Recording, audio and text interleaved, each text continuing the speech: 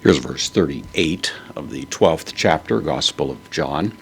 We're in the midst of a comment being made by John regarding the fact that the crowds who had seen Jesus and certainly had seen his miracles and had irrefutable proof that the claims he made of himself must be true, nevertheless didn't believe. And now John wants to add that this doesn't come as some kind of big surprise, unexpected anomaly in history, but actually represents exactly what had been foretold before. And so he refers us back now to the prophet Isaiah. And we have this in verse 38, hina. This conjunction takes the subjunctive, and the subjunctive is right down here. It means in order that, and then usually is followed by a verb in the subjunctive mood. So in order that, and then ho logos, the word, common word of course in John here, the article with the masculine singular nominative noun logos, which means word, in order that the word, and then esaiou. This is in the genitive case, the name Isaiah, so the word of Isaiah, and then in apposition to it, to prophetu, Isaiah the prophet. This is not of the prophet, of course, that'd be a normal genitive sense, but the apposition means it's simply defining who he is. So in order that the word of Isaiah, the prophet, and then plerothe, from pleroo, it means to bring to fulfillment or to fill something up. This is the third person singular aorist passive subjunctive, so it answers to the hina back here.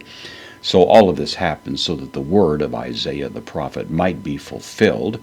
Then hon, which is a relative pronoun, it's in the accusative, neuter, or actually the masculine, it's going along with the word host, or logos there. So in order that the word spoken by Isaiah the prophet, which is the idea in the accusative, and it functions here as the direct object of the verb, apen, from lego, I say, third person singular, aorist active indicative, so which he said, and then quoting now, Kyrie, the vocative of kurios, Lord, so Lord, and then tis, this is the interrogative pronoun.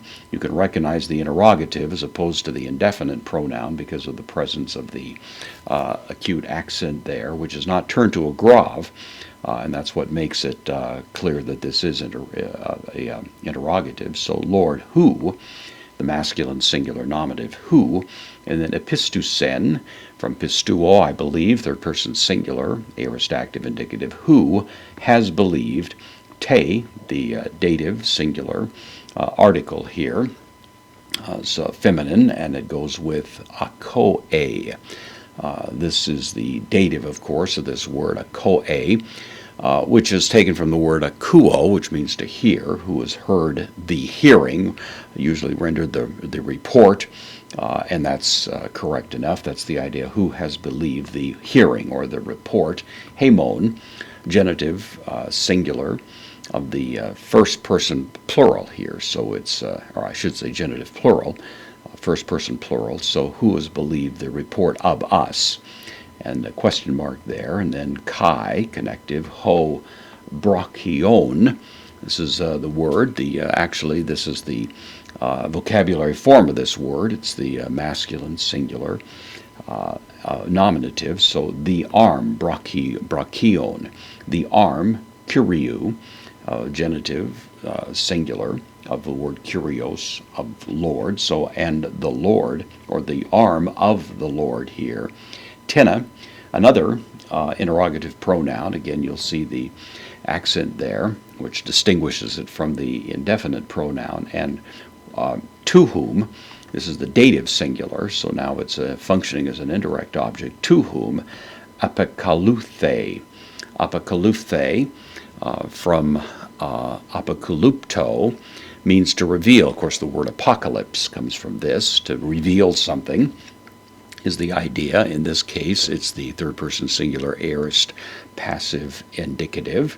So to whom has the arm of the Lord been revealed? To whom has it been made clear that God is acting here in some way in history? To who has recognized, as it were, the arm of the Lord at work?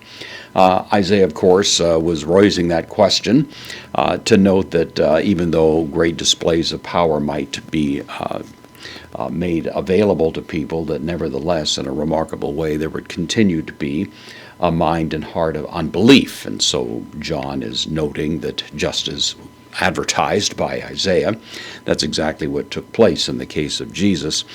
Here, in spite of his great works, there was a general reaction that was negative, that did not accept and did not believe the claims that he made about himself in spite of all of that evidence.